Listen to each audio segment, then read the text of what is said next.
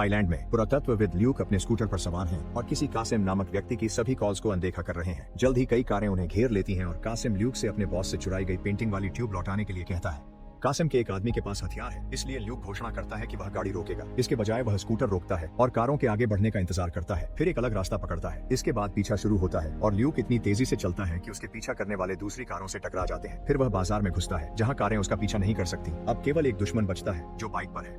जब ल्यूक एक अपार्टमेंट में घुसता है तो जगह इतनी तंग होती है कि बाइक वाला भी टकरा जाता है। सीढ़ियों से नीचे उतरने के बाद ल्यूक इमारत से बाहर निकलता है, लेकिन कासिम की कार उसे रोक लेती है। उसे उसके स्कूटर से गिरा दिया जाता है, लेकिन चूंकि स्थानीय लोग तुरंत कार को घेर लेते हैं, ल्यूक रेंगते हुए वहां से निकल जाता है। कासिम भीड़ को हवा में गोली चलाकर डराता है और अपने गुंडों को पैदल पीछा करने के लिए भेज देता है। चोटिल पैर के साथ ल्यूक जितना तेज हो सकता है उतना तेज चलता है, जबकि उसके दुश्मन उस पर गोलियां चलाते हैं। वह अपने साथियों को फोन करता है और बताता है कि वह अपनी फ्लाइट नहीं पकड़ पाएगा, तो वे उसे ट्रेन लेने के लिए कहते हैं। एक और बाजार पार करने के बाद ल्यूक एक व्यापारी का फूड कार्ट चुरा लेता है और कासिम फिर से अपनी कार से उसका पीछा करता है। ल्यूक फूड कार्ट को बाइक से अलग कर देता है और वह कासिम की गाड़ी से टकरा जाता है, जिससे आग की लपटें फैल जाती हैं और उसकी विंडशील्ड को ढक लेती है। इसके बाद कासिम ट्रैफिक में टकरा जाता है और पुलिस उसे घेर लेती है, जबकि ल्यूक भागने में सफल हो जाता है। स्टेशन पर ल्यूक बाइक से कूद जाता है और ट्रेन के पीछे दौड़ता है और आखिरी सेकंड में उसमें चढ़ने में कामयाब हो जाता है। उस रात वह अपनी सीट पर सो जाता है और सपना देखता है कि वह एक प्राचीन इमारत में है, जहां उसे एक सुनहरा मुखौटा मिलता है और वह उसे चुरा लेता है। जागने पर वह देखता है कि एक महिला एस में उसके सामने बैठी है। वह बताती है कि उसका काम अनोखी पेंटिंग्स वापस लाना है और बाकी सीटों पर लोग उसके लिए काम करते हैं। ल्यूक पेंटिंग देने से मना कर देता है तो एस में चाकू निकालती है और उसी समय एक गुंडा पीछे से उसका गला दबाने लगता है। एस में ट्यूब छीनने की कोशिश करती है और जब ल्यूक उसे नहीं छोड़ता तो उसे लात मारती है, लेकिन ल्यूक उसकी बांह पकड़ लेता है। अपनी जैकेट उतारकर एस में वहां से चली जाती है। फिर ल्यूक एक मेज से प्लेट उठाकर उसे गुंडे के सिर पर तोड़ देता है और फिर सिर मारकर आखिरकार उसे मजबूर कर देता है कि वह उसे छोड़ दे। अब वह एस्मे को पकड़ सकता है, साथ ही एक और गुंडे को लात मारकर गिरा देता है। हालांकि एस्मे जल्दी से उसे पीट देती है और फिर से वहां से चली जाती है। ल्यूक को उसके पास पहुंचने से पहले एक और आदमी से लड़ना पड़ता है और एस्मे खुद को चाकू से बचाती है। इसी दौरान गलती से ट्यूब की पट्टी कट जाती है। जैसे ही वे पट्टी के अलग अलग सिरों को पकड़ते हैं, ल्यूक उड़ते हुए चाकू से बचता है और ट्यूब को खींचता है, जिससे एस्मे बाथरूम में चली जाती है, जहां वह उसे बंद कर देता है। इसके बाद ल्यूक ट्रेन के डिब्बे की छत पर चढ़ता है और इंतजार करता है जब तक पानी की टंकी पास नहीं आ जाती कि वह उस पर कूद सके। वह रेलिंग ठीक से नहीं पकड़ पाता और झोपड़ी की छत से गिर जाता है। फिर वह साथियों को फोन करता है और उन्हें उसे लेने को कहता है। इसी दौरान लंदन में ल्यूक की बहन शार्लोट अपने धोखेबाज पूर्व पति हैरोल्ड और उसके वकील के साथ अपने तलाक के विवरण पर चर्चा कर रही है। हैरोल्ड उनके बेटे की पूरी कस्टडी चाहता है, जिससे शार्लोट बहुत गुस्सा हो जाती है। बाद में शार्लोट म्यूजियम में अपने काम पर है और ल्यूक को देखकर हैरान होती है। ल्यूक दिखाता है कि वह मिलने आया है, लेकिन वे शायद ही कभी मिलते हैं, इसलिए शार्लोट समझ जाती है कि वह मुसीबत में है। ल्यूक सोचता है कि शार्लोट को उसके साथ रोमांच में शामिल होना चाहिए, जैसे वे पिता के साथ करते थे, लेकिन शार्लोट याद दिलाती है कि अब वह माँ है, इसलिए वह अपनी क्यूरेटर की नौकरी रखना चाहती है। फिर ल्यूक बताता है कि पेंटिंग्स में से एक को नुकसान पहुंचा है। जब शार्लोट उसे देख रही होती है, ल्यूक दीवार से एक दूसरी पेंटिंग चुरा लेता है। तुरंत ही अलार्म बज उठता है और जैसे ही दरवाजे अपने आप लॉक होने लगते हैं, ल्यूक भाग जाता है। शार्लोट उसके पीछे बाहर जाती है और पेंटिंग मांगती है, लेकिन ल्यूक कहता है कि वह उसे पेंटिंग तभी देगा जब वह उसकी कार में बैठेगी। वह बहुत तेजी से गाड़ी भगाता है और पुलिस की गाड़ियों को भ्रमित करने के लिए कुछ पागल घुमाव करता है, जो अब उसका पीछा कर रही है। कुछ संकरी गलियों से गुजरने के बाद वह एक ट्रक के पीछे घुस जाता है, जिसे उसके साथी मर्फी और डेब चला रहे हैं। शार्लोट उन्हें पहचान जाती है क्योंकि वे उसके पिता की पुरानी टीम के सदस्य हैं। जब ल्यूक और शार्लोट उसके चुने जीवन पर बहस कर रहे होते हैं, मर्फी चुराई गई पेंटिंग को देखता है और निष्कर्ष निकालता है कि यह वही नहीं है जिसे वे ढूंढ रहे हैं। ल्यूक अपनी बहन से कहता है कि वह पेंटिंग वापस ले जा सकती है, इससे पहले कि वह उसे स्प्रे से सुला देता है। कुछ पलों बाद वह खुद को पार्क की बेंच पर अकेला पाती है। शार्लोट जल्दी से म्यूजियम वापस जाती है, जहां इंस्पेक्टर जमाल मामले की जांच कर रहे हैं। वह शार्लोट पर ल्यूक की मदद करने का शक करता है, लेकिन जब वे बहस कर रहे होते हैं तो वे देखते हैं कि पेंटिंग अपनी जगह पर वापस रख दी गई है। काम के बाद शार्लोट अपने बेटे थॉमस को लेने की कोशिश करती है, लेकिन हैरोल्ड उसे उसके साथ जाने नहीं देता, क्योंकि उसने सुना है कि अब शार्लोट एक संदिग्ध है। गुस्से में शार्लोट ल्यूक पर अपनी जिंदगी बर्बाद करने के लिए चिल्लाने जाती है और उसे अमीर ओवेन के साथ देखती है। वह बताता है कि उसे कैंसर है और वह मर रहा है, इसलिए उसने टीम को माउंटेन ऑफ यूथ ढूंढने के लिए रखा है, जो शायद उसकी इकलौती दवा हो सकती है। शार्लोट कहती है कि झरना बस एक मिथक है, लेकिन ल्यूक मानता है कि हर मिथक के पीछे कुछ सच्चाई होती है। दर्जनों संस्कृतियों ने हर महाद्वीप पर उस झरने के बारे में लिखा है, जो महज एक संयोग नहीं हो सकता। कहा जाता है कि उस झरने का स्थान भगवान ने इंसानों से छुपा रखा है। टीम का मानना है कि यह जानकारी पीढ़ी दर पीढ़ी कुछ खास परिवारों में सौंपी जाती रही है, जो प्रोटेक्टर्स ऑफ द पाथ कहलाते हैं और जिनका काम इस रहस्य की रक्षा करना है। ल्यूक का अनुमान है कि एस्मे उन्हीं प्रोटेक्टर्स में से एक है। 1600 में 6 कलाकारों ने एक समझौता किया था कि वे उस स्थान का पता छुपे हुए संकेतों के रूप में अलग अलग चित्रों में छुपा देंगे। यही वे चित्र हैं जिन्हें ल्यूक दूसरे देशों से चुरा रहा है। इन चित्रों में गुप्त हस्ताक्षर हैं, जो लैटिन में 6 और 1 पढ़े जाते हैं, जिसका अर्थ है 6 कैनवस, लेकिन एक ही रास्ता। इन पर अलग अलग अक्षरों के निशान भी हैं, लेकिन टीम अभी तक उनका अर्थ नहीं समझ पाई है। शार्लेट को एहसास होता है कि उन्होंने गलत रेमब्रांड पेंटिंग चुरा ली है और वे असली पेंटिंग का पता उससे जानना चाहते हैं।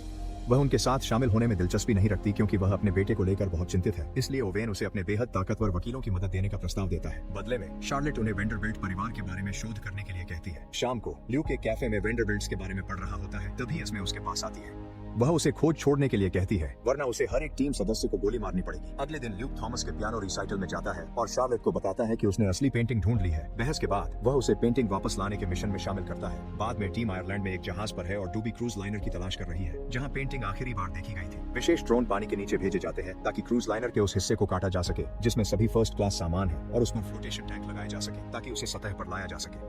जैसे ही क्रूज लाइनर ऊपर आ जाता है, भाई बहन अंदर जाते हैं ताकि पेंटिंग ढूंढ सकें, जिसमें शार्लेट एक पुराने नक्शे की मदद से मार्गदर्शक की भूमिका निभाती है। मुख्य जहाज पर टीम रडार पर कुछ उनके पास आते हुए देखती है और ल्यूक को चेतावनी देने की कोशिश करती है, लेकिन रेडियो काम नहीं कर रहे होते। जल्द ही एक हेलीकॉप्टर एस्मे और उसके आदमियों को क्रूज लाइनर पर उतार देता है। अंदर शार्लेट एक अलमारी में मिली शराब पीती है, जबकि ल्यूक वेंडरबिल्ट के नाम वाली अलमारी को अपने टॉर्च से खोलता है।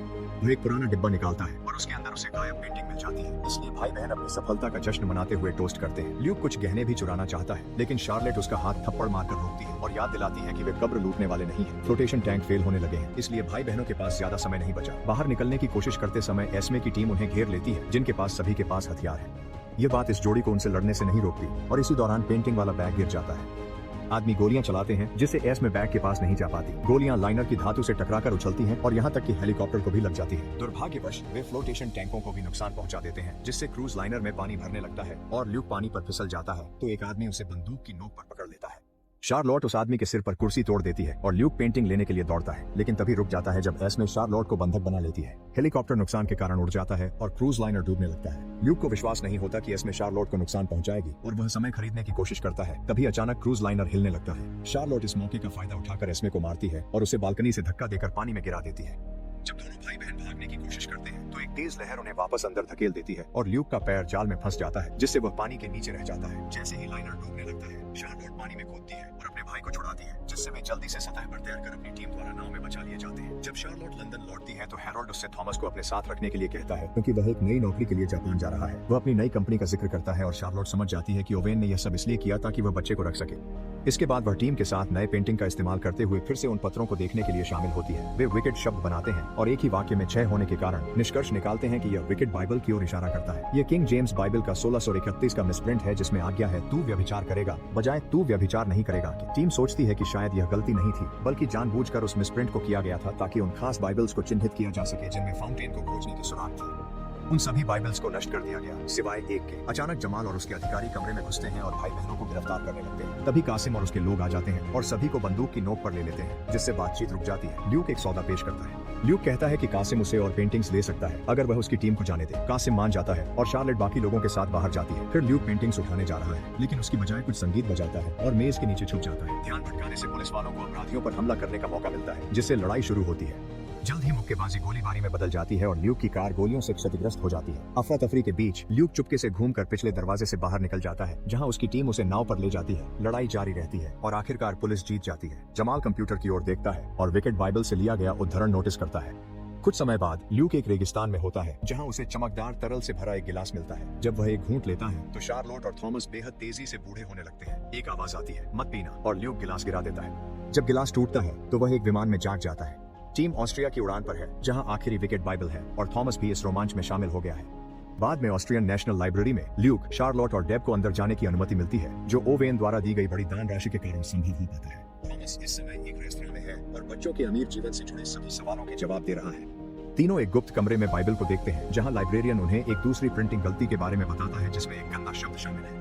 इसी बीच मर्फी बाहर पहरा दे रहा है और देखता है कि एस्मे अपने आदमियों के साथ आ रही है, तो वह दूसरों को चेतावनी देता है। ल्यूक एस्मे से मिलने बाहर जाता है और थोड़ी नोक-झोंक के बाद वे शेल्फ और फर्नीचर का इस्तेमाल करते हुए लड़ने लगते हैं। एस्मे के एक आदमी ने मदद करने की कोशिश की, लेकिन ल्यूक ने उसे जल्दी हरा दिया। फिर एस्मे उसे बंदूक की नोक पर लेने की कोशिश करती है, लेकिन ल्यूक उसे निहत्था कर देता है। तो इसके बजाय वह एक रस्सी का इस्तेमाल कर उसे गला घोंटने लगती है। चूंकि वह खुद भी रस्सी पर पैर रखे होती है, ल्यूक उसे धक्का देता है और वह झूमर से लटक जाती है। जैसे ही ल्यूक गुप्त कमरे में लौटता है, मर्फी उसे बताता है कि आदमियों ने सभी रास्तों को घेर लिया है, इसलिए अब उन्हें योजना भी अपनानी होगी। तीनों लाइब्रेरियन को स्प्रे से सुला देते हैं और बाइबल चुरा लेते हैं, इससे पहले कि डेब फर्श पर एक छोटा बम रख देती है। इससे एक छेद बन जाता है, जिससे वे सीवर के रास्ते भाग सकते हैं। इसी समय एस्मे के आदमी ओवेन का अपहरण करने की कोशिश करते हैं, लेकिन ओवेन उन्हें कुछ ही मिनटों में आसानी से हरा देता है और थॉमस को चोट नहीं लगने देता। शाम को जमाल लाइब्रेरी पहुंचता है और ल्यूक का पीछा करता है। एक होटल में टीम बाइबल की जांच करती है और पाती है कि उसके सुनहरे किनारों पर एक बड़ा अंक दोहराव वाला पैटर्न है, जिसमें केवल 1 से 7 तक के नंबर हैं। हालांकि वे इसे डिकोड करने का कोई तरीका नहीं ढूंढ पाते।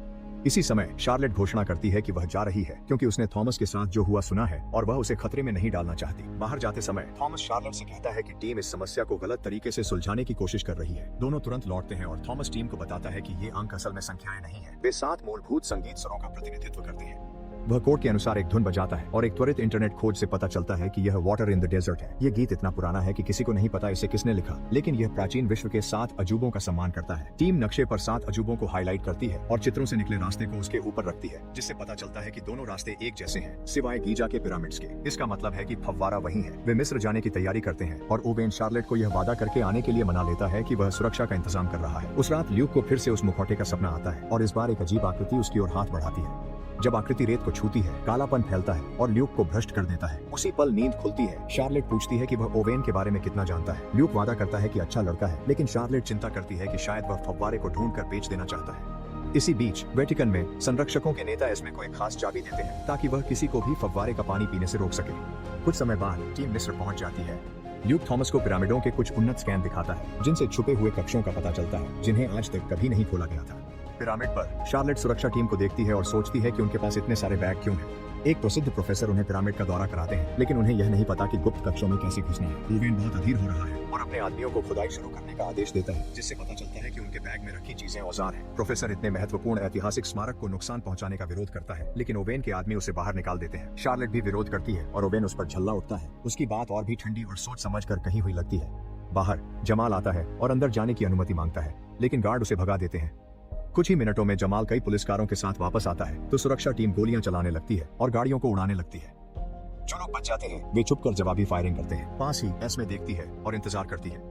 टीम की ओर लौटते हैं। वे एक छुपा हुआ रास्ता ढूंढते हैं और उसे पार करके आखिरकार विशेष कक्ष तक पहुंच जाते हैं। वहाँ एक बड़ा ढांचा है जिसे हटाना जरूरी है, लेकिन वे उसे धकेलने के लिए पर्याप्त ताकतवर नहीं है। ओवेन अपने आदमियों को उनके औजार लाने का आदेश देता है और शार्लेट यह देखकर दंग रह जाती है कि उनके बैग में बंदूकें भी हैं। औजार भी काम नहीं आते और ओवेन विस्फोटक लगाने की बात करता है, जिसका दोनों भाई बहन विरोध करते हैं। जब बड़े आपस में बहस कर रहे होते हैं, थॉमस एक पुराना वाद्य यंत्र ढूंढता है और उसे बजाने लगता है, जिससे कक्ष में पाइपों की एक प्रणाली का पता चलता है जो ध्वनि को संचारित करती है और ढांचे को प्रभावित करती है। सही समय पर शार्लेट घंट बजाती है और पूरा कक्ष हिल जाता है। फिर ढांचे पर रेत आकृतियां बनाने लगती है। सिर्फ एक हाथ से शार्लेट अब उस ढांचे को हटा सकती है और एक लिफ्ट का पता चलता है। टीम उस पर चढ़ जाती है और नीचे जाने लगती है। बाहर मर्फी और डेब फैसला करते हैं कि सुरक्षा टीम हद से आगे बढ़ गई है और वे पीछे से हमला कर कुछ लोगों को गिरा देते हैं। दुर्भाग्यवश डेब के हाथ में गोली लग जाती है और मर्फी को उसे बचाना पड़ता है। जब एक गार्ड उन्हें मारने ही वाला होता है, एस्मे बीच में आ जाती है और आसपास के गुंडों को पीट देती है और लोग उस पर गोलियां चलाते हुए पीछे आते हैं तो वह एक शरीर को ढाल की तरह इस्तेमाल करती है और जवाब में गोली चलाती है। जब सुरक्षा टीम को हरा दिया जाता है तो जमाल और एस्मे साथ काम करने के लिए सहमत हो जाते हैं और वे पिरामिड में प्रवेश करते हैं, जहाँ वे खुले ढांचे की रक्षा कर रहे सभी गार्ड्स को पीटते या गोली मारते हैं। एस्मे को बैग में रस्सी मिलती है, जिससे वे लिफ्ट शाफ्ट से नीचे जा सकते हैं। भूमिगत लिफ्ट रुक जाती है और टीम को एक गलियारे में छोड़ देती है, जिसकी दीवारों पर विरोधाभासी शिलालेख बने हुए हैं। वे एक बंद रास्ते पर पहुंचते हैं, जहां जीवन वृक्ष की नक्काशी बनी होती है। तो शार्लोट देवी नॉनेट की मूर्ति से एक एम्बर निकालती है और उसे उस वृक्ष पर रख देती है। दीवार खुल जाती है और वे एक अन्य कमरे में प्रवेश करते हैं, लेकिन खुद को बहुत ऊंचाई पर पाते हैं। ल्यूक एक नक्काशी पर बने रत्न को छूता है, जिससे दीवारों से कई सीढ़ियां बाहर आ जाती हैं। वे सीढ़ियों से नीचे जाते हैं और जमीन पर पहुंचते हैं, जहां अचानक एक छोटा सा छेद खुलता है, जिससे और भी सीढ़ियां और एक और कक्ष दिखाई देता है। बीच में पानी का एक छोटा सा पोखर है, जो शायद यौवन के झरने फाउंटेन ऑफ यूथ जैसा लगता है। शार्लोट सभी को दीवारों पर लिखी चेतावनियों की याद दिलाती है। अगर कोई आशीर्वाद पाने के लिए तैयार नहीं है तो उसे इसके बजाय श्राप मिलेगा। ओवेन चाहता है कि ल्यूक पहले पिए और वह आक्रामक हो जाता है, जिससे शार्लोट को पता चलता है कि वह सच में मर नहीं रहा। ठंडे स्वभाव का ओवेन मानता है कि वह झरने को बेचने आया है और फिर ल्यूक की बांह में गोली मारता है, जिससे ल्यूक के पास पीने के अलावा कोई विकल्प नहीं बचता। जैसे ही ल्यूक पोखर को छूता है, पानी चैम्बर में भरने लगता है और असली झरना बन जाता है। ल्यूक के घाव से खून गिरता है और पानी उसे घेर कर ऊपर उठाने लगता है।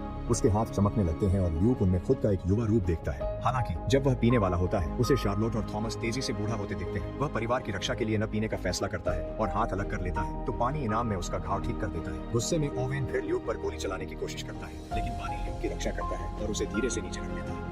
फिर ओवेन भी अपने खून की कुछ बूंदें झरने में डाल देता है। जैसे ही पानी उसे घेरने लगता है, एस्मे दीवार पर चाबी का इस्तेमाल करती है और उसे नेता की कही बात याद आती है। अगर कोई देखभाल करने वाला व्यक्ति पानी पीता है तो उसे अपने प्रियजनों के जीवन के बदले शाश्वत यौवन मिलता है। लेकिन अगर कोई ऐसा व्यक्ति जो सिर्फ खुद से प्यार करता है पानी पीता है, तो झरना उसी व्यक्ति का जीवन सोख लेता है। ओवेन पानी पीता है और तुरंत ही बूढ़ा हो जाता है, असहनीय दर्द में चिल्लाता है। जैसे ही पानी उसके चारों ओर उग्र हो जाता है, एस में नया घंटा बजाती है और सभी दरवाजे बंद होने लगते हैं। जमीन में बना छेद बंद होने लगता है, इसलिए टीम जल्दी सीढ़ियों चढ़ती है और ओवेन को पानी में मरने के लिए छोड़ देती है। ऊपर जाते समय ओवेन का बॉडीगार्ड फिसल जाता है और गिरकर मर जाता है। ल्यूक भी फिसल जाता है और एस में उसकी मदद करनी पड़ती है ताकि वह वापस ऊपर आ सके। गलियारे भी बंद हो रहे हैं, इसलिए उन्हें बाहर निकलने के लिए कई बाधाओं से बचना पड़ता है। जब सभी बाहर आ जाते हैं तो जमाल को स्वीकार करना पड़ता है कि इन सब के पीछे असली अपराधी ओवेन ही था। एस में स्वीकार करती है कि वह ल्यूक की मजबूत इच्छा शक्ति से प्रभावित है और विदा लेते समय उसके गाल पर एक चुंबन देती है। भाई बहन एक नई रोमांचक यात्रा पर जाना चाहते हैं और थॉमस कहता है कि उसके पास एक आइडिया है। ऐसे और वीडियो देखने के लिए सब्सक्राइब करें और नोटिफिकेशन चालू करें।